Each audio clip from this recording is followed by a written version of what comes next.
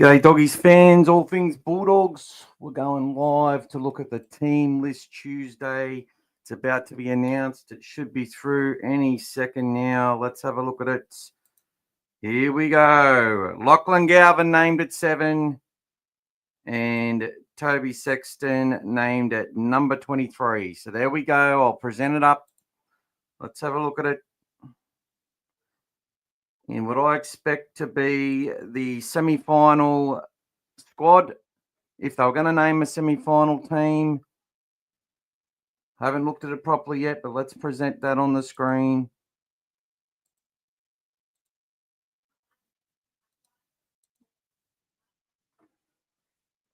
Here we go.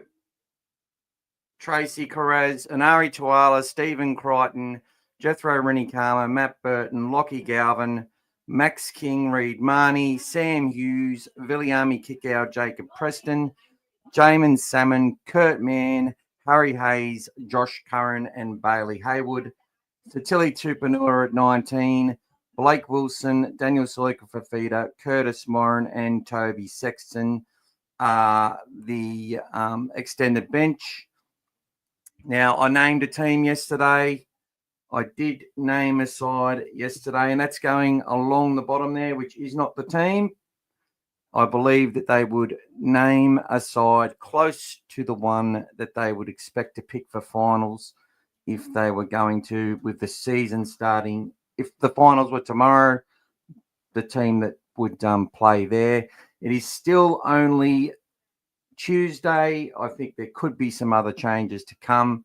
And let's talk about all the scenarios. I will be live on the Mad Dragons vodcast tonight at 6:30, and I'll also be doing another live as I do for all things Bulldogs. But let's have a quick look.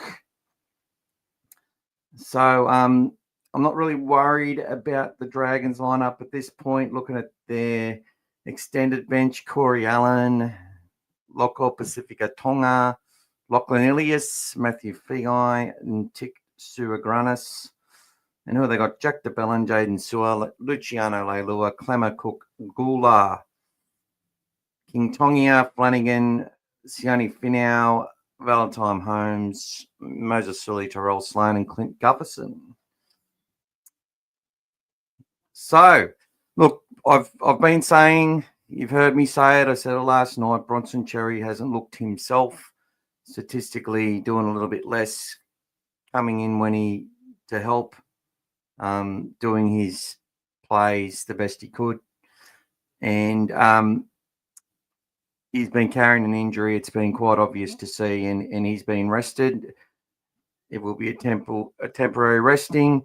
I think if they're picking their side right now for finals and everyone's fit, you've got Bronson Cherry in that side. Anari, I think, goes out onto the wing, and Jeffro is omitted from the team. However, that can change over the next 8 weeks. So this is, for me, is going with his strongest side now. We try and make that march to the top 4, bank the points as we need to, and rotate some players as we go through.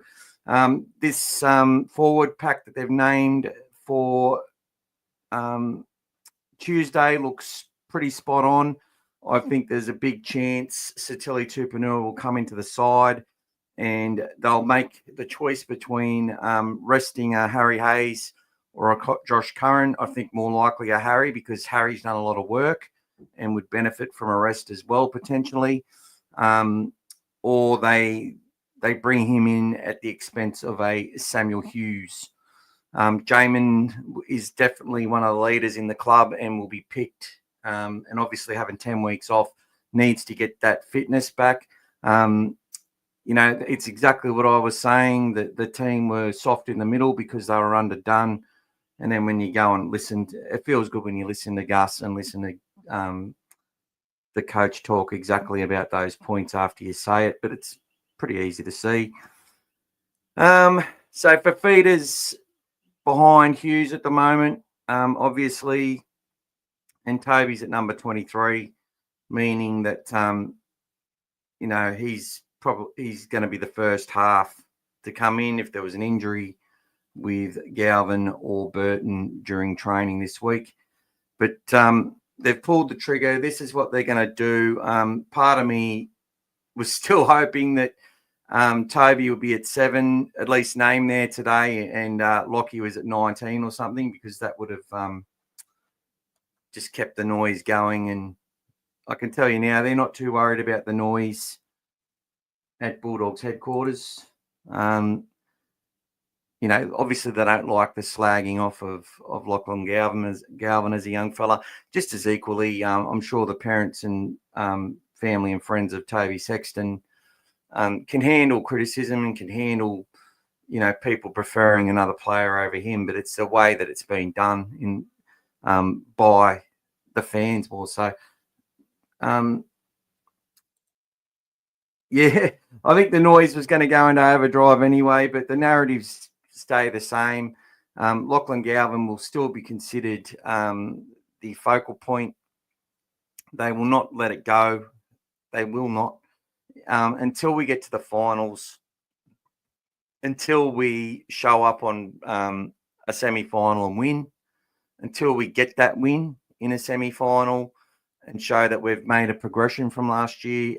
It'll be defined as Galvin either contributed to that or Galvin prevented that from happening. It's going to be that's what they're going to say. You need to be aware of it because it has no relevance. This club is making decisions not on the run. When there's an opportunity that comes up, they take it. And Toby Sexton is still a very important member of that squad. And if he continues to show up and put his best foot forward and be really supportive and wants to be there while we win a premiership, he could be required at any point of time. Thank you, David. Thank you very much. Hey, mate, do you know what's happened with Bronson Cherry? Yeah, well, I've been saying he's there's been a couple of games where I've watched him go down and get injured, and there's been a few reports here and there that he hasn't done like the same sort of intensity of training at different times, and he's been managing an injury. And it's definitely appeared like that. It's his work rate in games has sort of gone up and down, and I think they've been aware of that as a team, especially getting through that origin period. And it just shows you why they move players to other sides of the field and have these succession plans to improve our depth. Now, Bronson Cherry is still the incumbent, and he will, I'd say he's been rested. He could be out for a couple of weeks. They could come out today and say he's got to have surgery and he's out for the rest of the season. You never know. Like, that's pretty much what's happened with Montoya. And I'm pretty sure over the next 6 weeks, if they just establish that combination, start to really play 80 minutes and put a gap between themselves in, if we're dominating those games, get them under field position pressure, possession pressure and scoreboard pressure, one of the three or all three, and then continue to go on with it. That's what we want to see. Then play out the 80 minutes and not really look in danger of being challenged. All games this year, even when, Toby's been a part of some really good starts to our competition, to our games. People can spin it however they want and say it was all Burton, it was all this. Burton had a really disrupted start to the season. It's quite funny because I'm watching on some groups, some of the most critical people of Matt Burton are suddenly singing his praises, and not that they shouldn't. Like, well done, I'm glad he's changed their narrative, but it's quite amazing when you watch how people love to tear people down, even with some of the stuff they created. Like, I heard rumours that Matt Burton and Reid Marnie were deliberately trying to keep Kyle Flanagan off the ball, like shit like that. And then people started saying that about Sexton and Marnie were trying to keep Galvin off the ball. Like, absolute rubbish. Fucking rubbish. And proved by the stats. One time the stats actually prove it when you see how many times the player gets the ball in a game. Interesting. Terry might be recovering from an injury. No need to be risked now. That's it. We've qualified for the finals, guys. A big congratulations to the club. Obviously, if they get flogged every game on the way home, we might miss out on for and against, depending on results. But yeah, David, I thought they might have given Burton a week off after that knock he copped. Wolf. Yeah, isn't it funny, eh? Isn't it funny? But look, we've got our roles in our team. So let's talk about our roles a little bit, and I'll let everyone go shortly. This is just a little quick reaction. What could change between now and game day? Then I don't see them resting any more players, but I do see a progression through the season where we do start to do that. I don't think it'll be against the Seagulls or next week's game. I do think it will be most likely a game,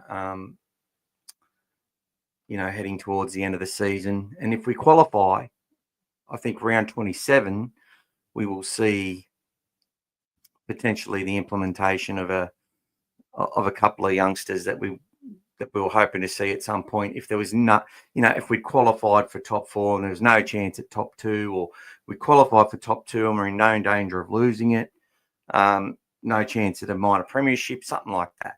They might just go, look, let's give some players a rest. I don't expect them to rest players like Connor Tracy or Carraz or even Critter now. They might rest Critter for a week. You never know. I don't see him resting Burton because he's had a bit of an interrupted season. He still hasn't hit his best, and I think he's primed to. They won't rest Lachlan Galvin. Now they've made that call. It was either him or Sexton going into that spot this week. With everyone to be available, it's going to be a lot of pressure on him. And whilst there's a narrative which I don't disagree with necessarily, that we're coming up against Kyle Flanagan and a really young King Togia. This Dragon side is going to be absolutely primed to pull off an ambush and an upset. No one's going to expect them to win. We've had a big domination on them. I'm going to talk about those stats tonight. I've got a whole heap of historical stats for the gamblers and for the people who like looking at that stuff. Dee's done a big job on that. But yeah, they've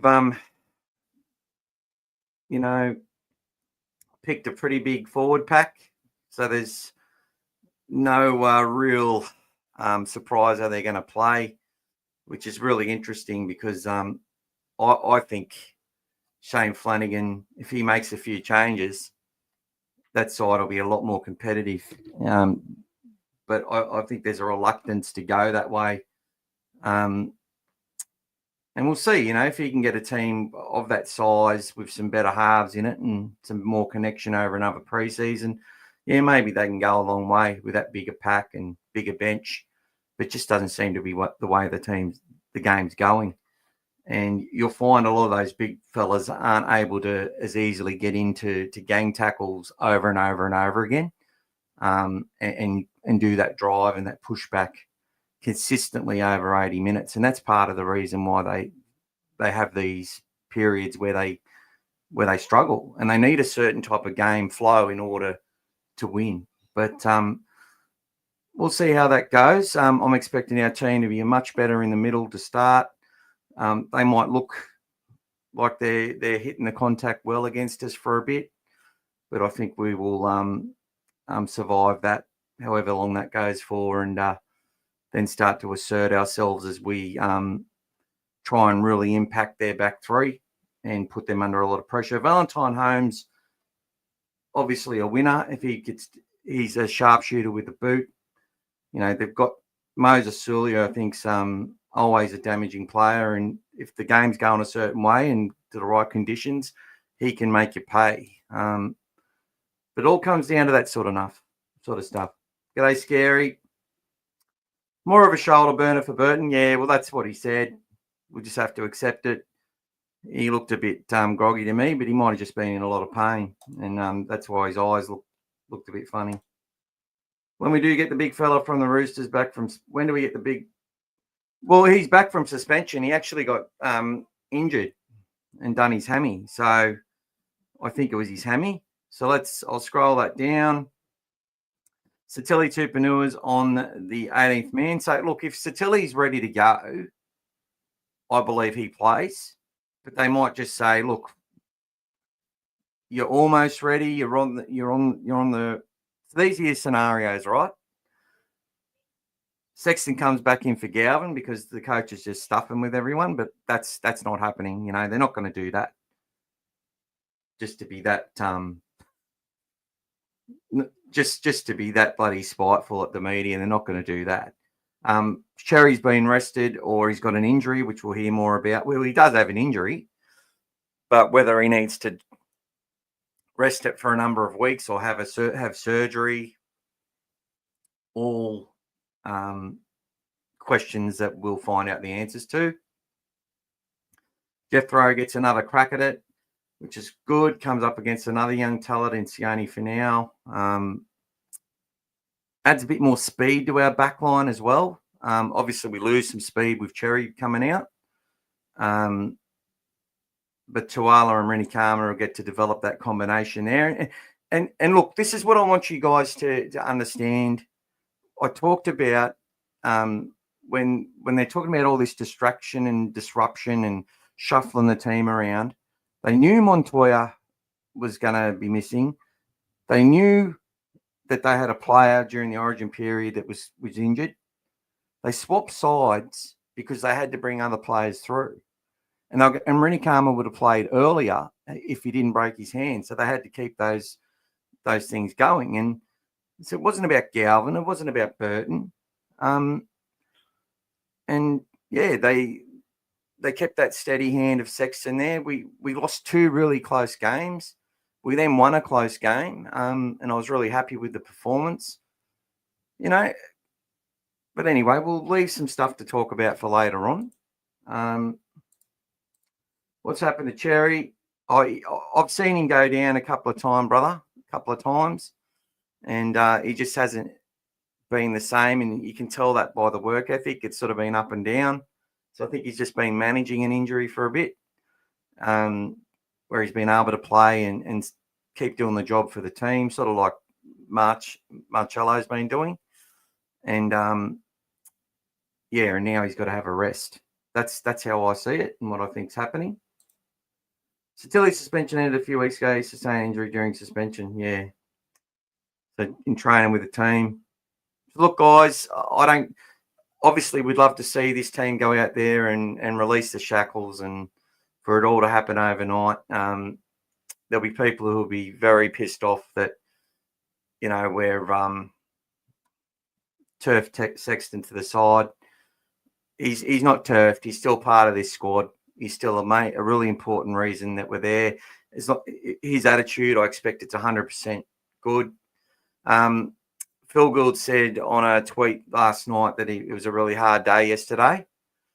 And look, this time of year, you know, when you spoke to a few players' families and who realise that they're not playing for the Dogs anymore, this is kids and stuff. And the more I do this sort of thing, the more parents and that I talk to, you know, and I'm like, do you want to do a little feature on your kid? Most of the time it's yes. Sometimes they want to be out of the spotlight, you know, but they appreciate, you know, that we're covering a bit more of a spectrum. Definitely the focus on NRL, but it's also how do we get there? And, you know, some of these kids realise they're not getting that contract for next year or they've signed elsewhere, but they're still not, you know, they're still sad and happy sort of thing.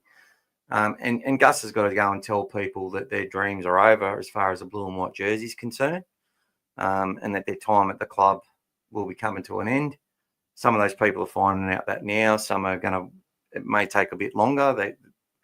But you would expect that this roster's pretty much, he's got a really strong view on how it sits and lands next year and which kids are progressing and which aren't.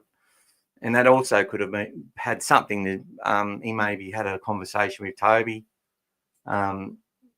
if Toby didn't know the plan already, which I actually think he would have. This is how we're moving forward. This is how you play your role. There's still all the reps at training. There's combat and scrimmage sessions. There's the leading the other kids in New South Wales Cup. There's leaving a legacy with the club.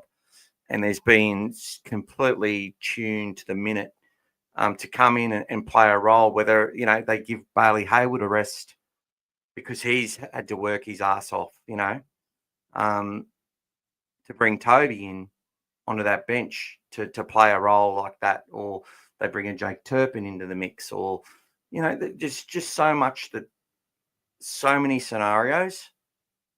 We know what the media is going to say and what a lot of NRL fans will say, whether they're Bulldogs fans or not. The disruption caused whatever loss to happen. We could go through undefeated, whatever. And then it's a master stroke. But just within our own circle, know that the club and the coach have a plan. They always have. Plans can change along the way, but the plan remains the same. It's to have the best team that they believe is going to take them to the finals.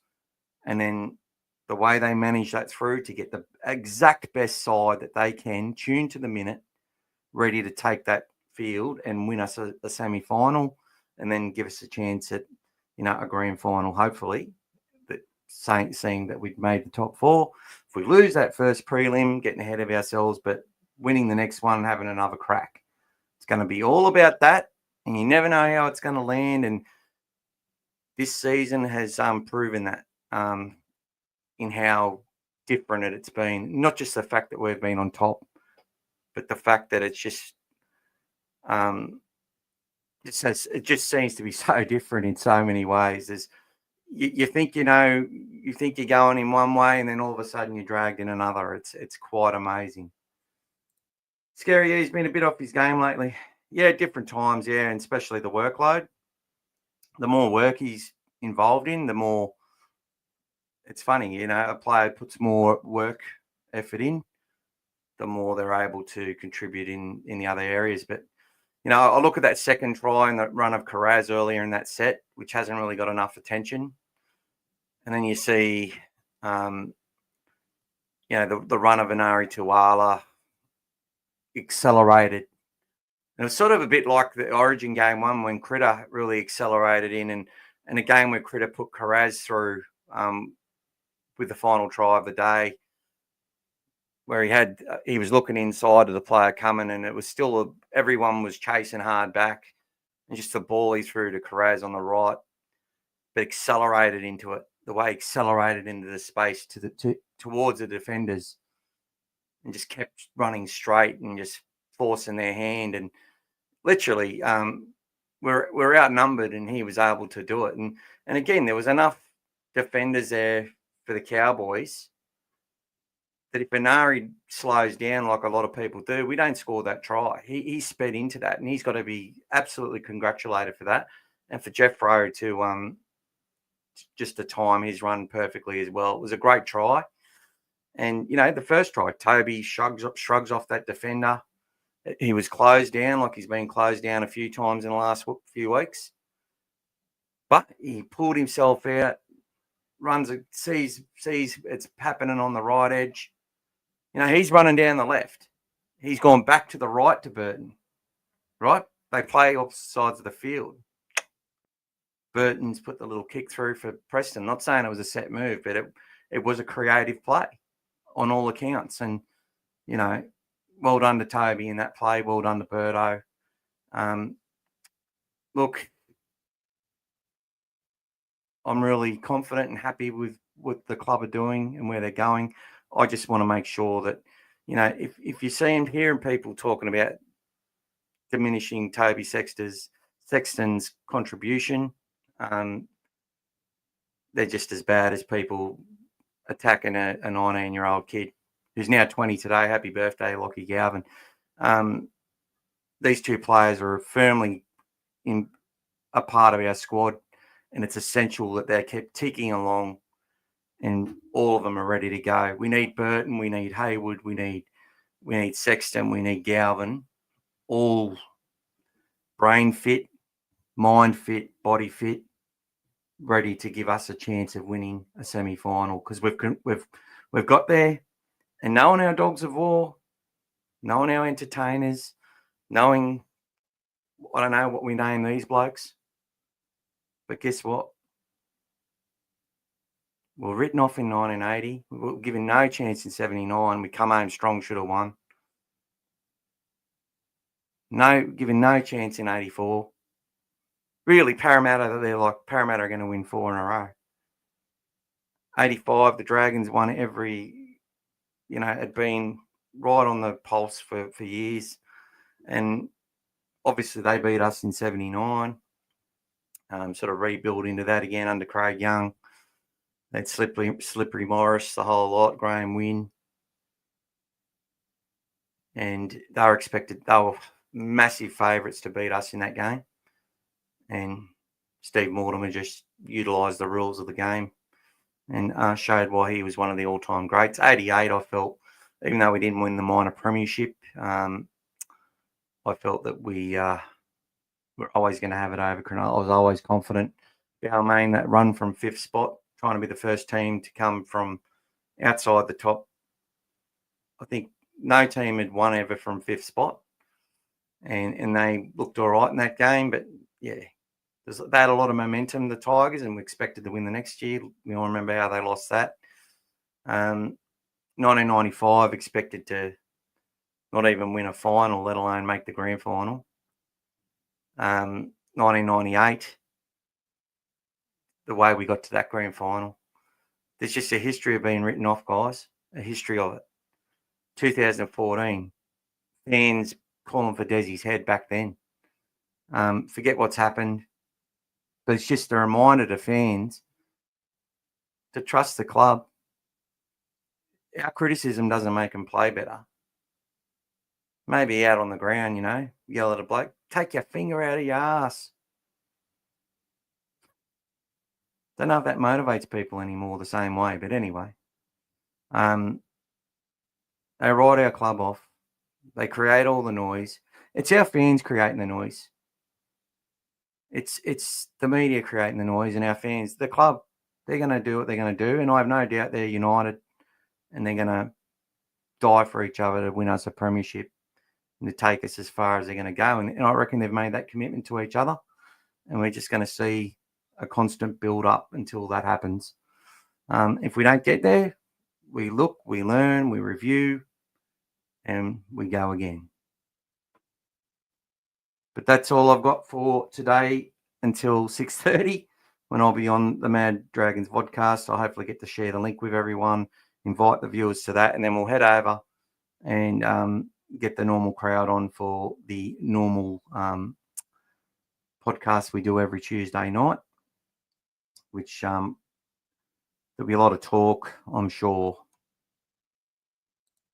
Toby definitely played his heart out last week, 100%, mate. Can't think of his name, but I think the new fella played well. Jethro Rinikama, mate. The Fijian flyer, and one of our regulars, Mick Cool, who comes on, or Michael, went to school with him. He said a few years ago, he's a short fella. He looks like he can grow about another, 2 inches, and he'd probably put on about another 5 to 10 kilo. So, very, very good. But people, it's been great to speak to you and do this live reaction.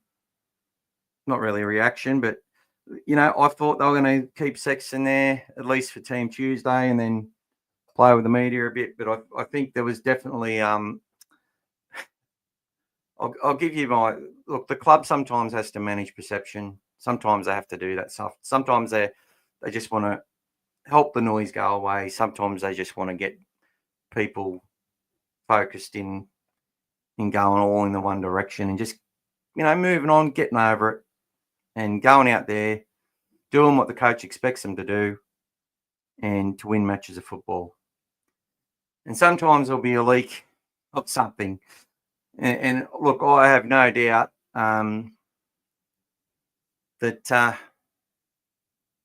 some little stats found their way to Fox Sports Media, And I have no doubt that whether those stats are relevant to the roles the Bulldogs play, they certainly made enough of a point for those who were on the fence or those that some people changed their mind. Were like, okay, well, if Toby's got no attack, that's proven.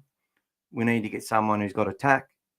Get on the bus, trust in Gus, 100%. But stats don't always tell you everything you want to know. But I get it all, guys. This is a complete balanced view, and I'm just in support of what the team's going to do. And what I see my role is just talking you guys through what I think the possibilities are for changes and why that might occur. And that's what we've done. And we'll do it again tonight because I'm sure I'll repeat myself 100 times. But come on and say hello and give me your questions, give me your thoughts, and we will digest it. And yeah, I'll tell you what I think. I won't be taking a backward step. We might get some wankers on here tonight. I've had a few trials lately, people, just so you know, ever since I did the Braith and Asta thing. And that's all good. But yeah, we'll see if one of these trials comes on again tonight. Anyway, have a good night or good afternoon. Have a good dinner. I'll see you at 6:30 for those who want to watch what the Dragons podcasters have to say. They might be great minds. I haven't really done much research on them. Hopefully, you know, they've got a good knowledge and good faith in their team and be backing their boys to win. And I'll be doing the same with the Bulldogs. But I will see you shortly, peeps. So let's go. 6:30, and then I'll have the other one ready to go after that. Go the Dogs.